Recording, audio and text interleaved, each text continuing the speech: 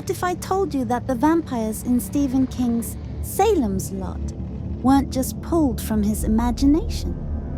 What if they were inspired by real American history? A time when entire towns in New England were convinced the dead were rising from their graves to prey on the living. We're about to uncover the true story of America's own vampire panic and explore how that very real fear gave birth to one of the most terrifying novels ever written. Long before Stephen King ever wrote a word, even before Bram Stoker dreamed up Dracula, a strange and deeply unsettling panic took hold of the small, isolated communities of New England.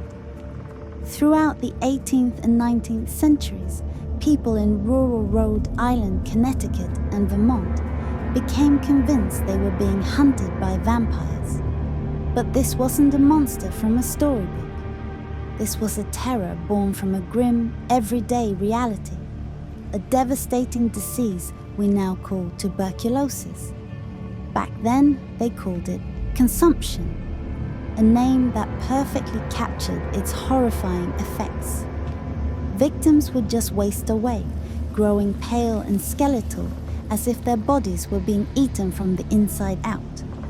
A bloody cough was the telltale sign, and the disease was relentless, spreading through families and taking one member after another.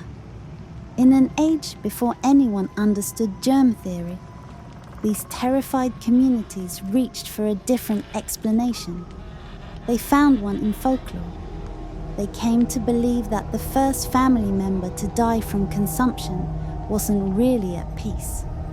They believed the dead were clawing their way out of the grave, returning at night to drain the life from their surviving relatives, literally consuming them. This mass hysteria became known as the New England vampire panic. And this wasn't just a quiet superstition. It led to some truly gruesome acts. To stop the thing they believed was a vampire, panicked townsfolk would perform a grim ritual. They would dig up the bodies of their own family members. They'd search for signs that the person wasn't truly dead. A body that seemed too fresh, or worse, liquid blood still inside the heart. When they found what they were looking for, they would desecrate the corpse, usually by burning the heart. In some cases, the ashes were then mixed with water and fed to the sick as a desperate, horrifying medicine. The most infamous case is the story of Mercy Brown. In 1892, in the little town of Exeter, Rhode Island, George Brown's family was being destroyed by consumption. First, his wife Mary died, then his eldest daughter. When his son Edwin and his other daughter, Mercy, also got sick, the community was certain a vampire was at work. Pressured by his neighbors, a reluctant George Brown finally agreed to have his family's graves opened. On a cold March day, a group of men went to the cemetery. His wife and eldest daughter were just skeletons, as they expected. But when they opened Mercy's grave, she had only been dead for 2 months. They found something that terrified them. Her body was surprisingly well preserved, which was likely because it had been in the frozen ground all winter. They found what they called fresh blood in her heart and liver. For them, this was the proof. Mercy Brown was the vampire. They cut out her heart, burned it on a rock, and mixed the ashes into a drink for her dying brother, Edwin. It was all for nothing. Edwin died 2 months later. So how does this real-world terror, this hysteria rooted in disease and fear, work its way into the pages of an iconic American horror novel? Well, in 1975, Stephen King published his second book, Salem's Lot. The story feels almost classic now. A writer, Ben Mears, comes back to his small hometown in Maine. a fictional place called Jerusalem's Lot, to face his own demons. But he finds that a much older, much deadlier evil has gotten there first. A master vampire named Kurt Barlow has moved into the town's dreaded Marston House, an old home that, just like the town, is rotting from the inside. King has said that he wanted to ask a simple question. What if Dracula didn't come to a huge city like London, but to a small, isolated American town? What if vampirism didn't just spread from person to person, but like an epidemic that infects an entire community? That's exactly what happens. In Salem's Lot, vampirism spreads like a sickness of the soul. It feeds on the town's secrets, its hidden grudges, and its quiet despair. The evil of the vampire Barlow and his human assistant, Straker, doesn't just invade the town. It awakens an evil that was already there, festering just below the surface. The townspeople, one by one, give in. They turn on each other. Doors that were once open are now locked in fear. Families are torn apart, not by some invading army, but by their own loved ones scratching at the window, whispering to be let in. King is a master at painting a portrait of a dying town before a single drop of blood is shed. Jerusalem's Lot is a place of quiet desperation long before Barlow arrives. This psychological weakness is the real disease. Barlow is just the spark that lights the fire. The horror of Salem's Lot isn't just about the fangs and the coffins. It's about watching a community devour itself. And King's vampires aren't the handsome, brooding figures we see in a lot of modern stories.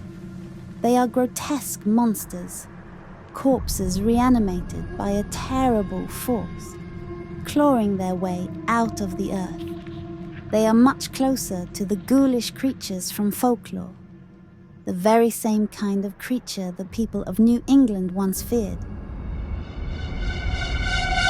When you put them side by side, the parallels between the New England vampire panic and Salem's Lot are impossible to ignore. The book isn't a direct retelling of the Mercy Brown tragedy, but it taps into the exact same fears that drove her community to madness. Think about it. At the center of the real-world panic was a disease, consumption, that spread invisibly, turning healthy people into pale, wasting shadows. In Salem's Lot, vampirism is treated just like a contagion, an unstoppable plague sweeping through the town. One of the characters, a teacher named Matt Burke, is one of the first to figure it out, and he explicitly calls it an epidemic. The horror in both real life and in the book is watching people you know and love become something else, something monstrous that now wants to feed on you. And then there are the rituals. The desperate villagers of Exeter dug up Mercy Brown because they believed the only way to save the living was to destroy the body of the undead. This is the exact, horrifying job the heroes of Salem's Lot have to do. Ben Mears and his small group of survivors have to find the courage to go into the homes of their former friends, open their coffins, and drive a stake through their hearts. They have to desecrate the bodies of their loved ones to stop the plague from spreading. It's a fictional echo of the real, tragic choices faced by people like George Brown. Now, Stephen King was obviously influenced by Dracula, but Bram Stoker himself was pulling from centuries of European folklore about the undead, stories that were also created to explain disease and death before we had the science. King took that folklore, filtered it through Stoker, and then planted it right back in the soil where it took its most terrifying American form, the small, isolated towns of New England.